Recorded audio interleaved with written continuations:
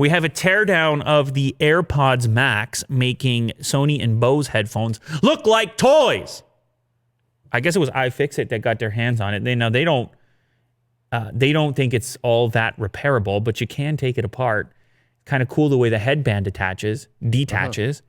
It's actually just a little sim tool to detach the headband. So presumably at some point in the future, you could do interchangeable headbands. They have interchangeable ear cups. Fashion item. AirPods Max. But the reason they say it's making the other ones look like toys is because you look at the inside there, man. It ain't too much plastic going on. I mean, the parts look sort of like a smartphone. Yeah.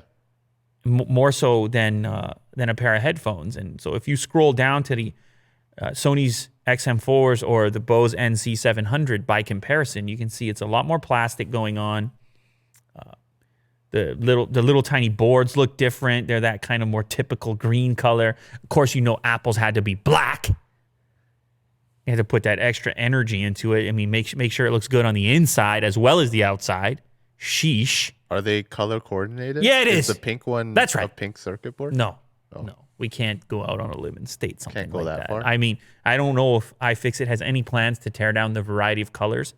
But even still, it would be a thing like you wouldn't see a board like that in black typically. And Apple would say, no, it's got to be black. Yeah. You see, these are the type of requests a company like Apple makes. Now, granted, they also have this tremendous scale where they can make those type of requests when they go into the Foxcons and the Pegatrons and the various Trons.